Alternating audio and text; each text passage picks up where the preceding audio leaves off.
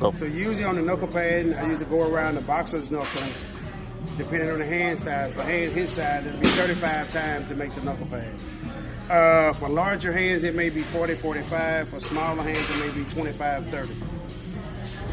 And for reference, guys, let's look at the size of these hands. It is a young man. Yes. Awesome.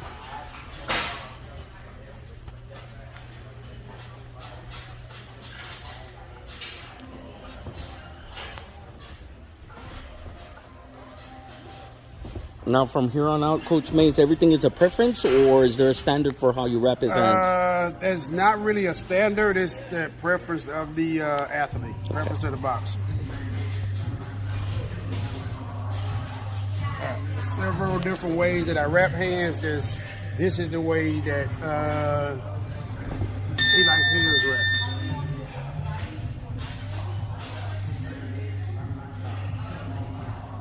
Now, did he tell you how he likes it, or you've already wrapped them before? I've wrapped them before, okay. And by wrapping them before, we came up with, okay, this is how he wants his wrapped. Nice.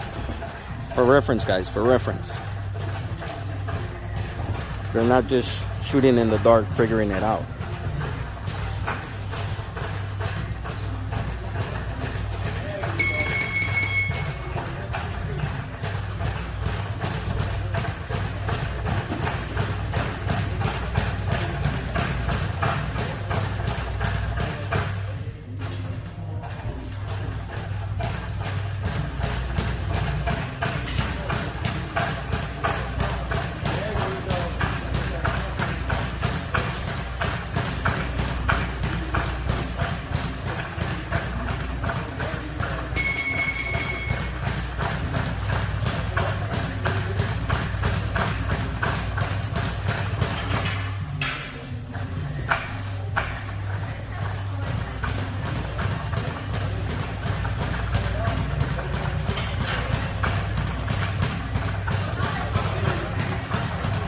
You use the whole row of gauze, Mace?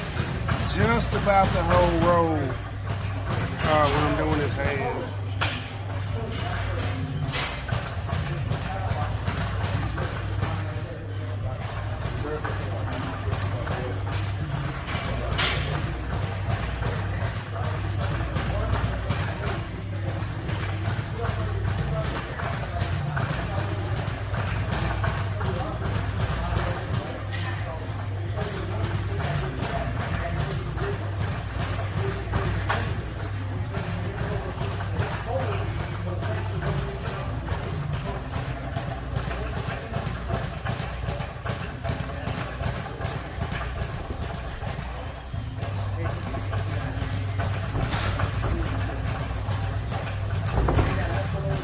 Now, at any given time, is there a point where when you pull the gauze that you're being more aggressive than others, or do you keep about the same tension? About the same tension, but I try to put a little more up here to try to make sure I hold that knuckle pad in place, so I can get it taped down.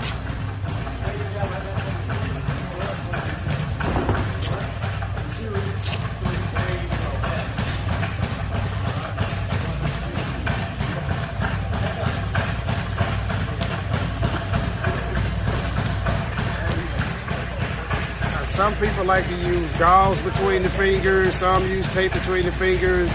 His preference is the tape between the fingers.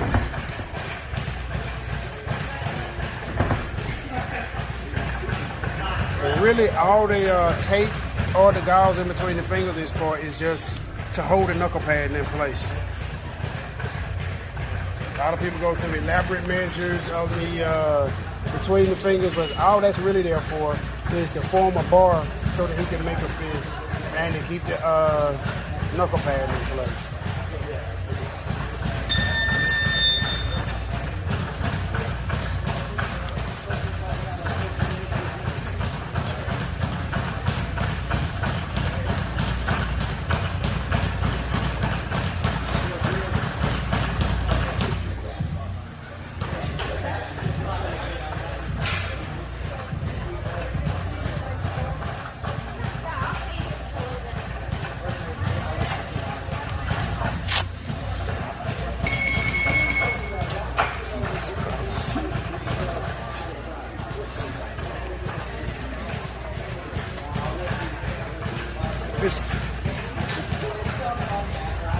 want the boxer to make a fist when you're pulling on the tape on the thumb, because you don't want to end up jerking his thumb too far back and making it uncomfortable for him.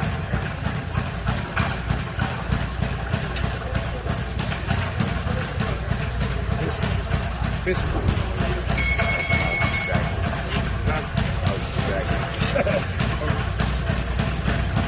Now for my first layer, going sideways on the back, I usually use my thumb as a reference point so that it's an inch back from the knuckle. The tape can't be on the knuckle, so I usually use my thumb for a reference point on where to start the tape at.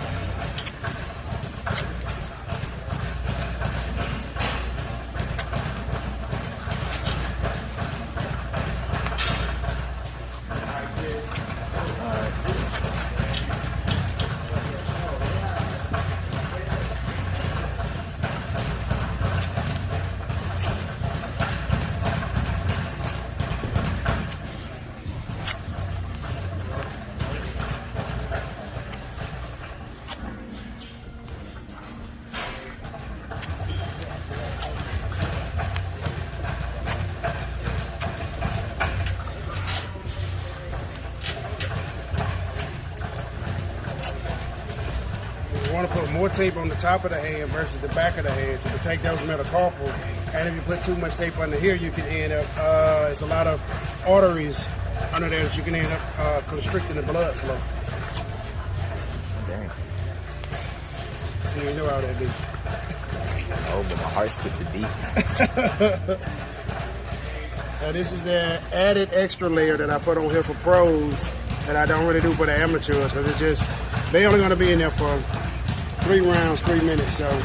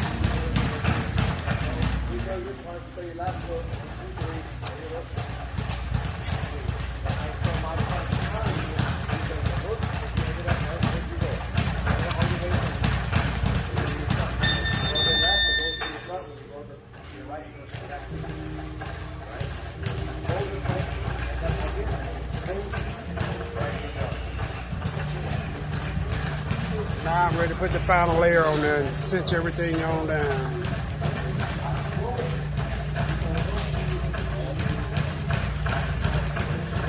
Straight up.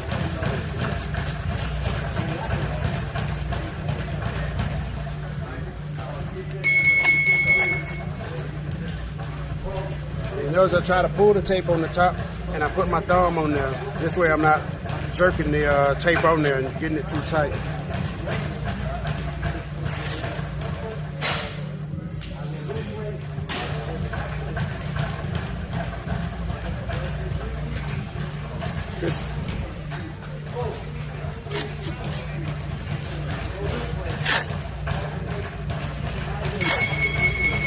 This layer just holds everything in place.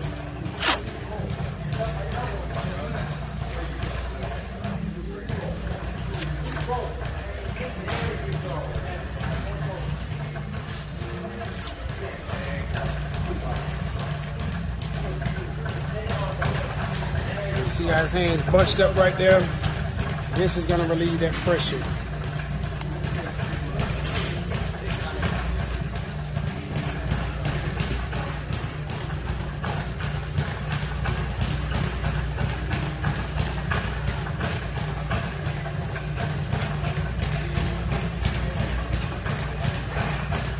Doing the final little dressing to keep those frays from even becoming more frayed.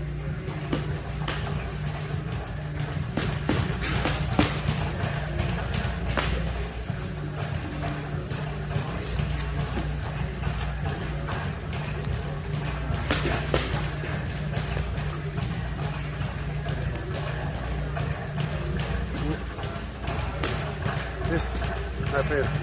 Good. Boom. Good, buddy. How does it feel? Feels like magic. Job well done, coach.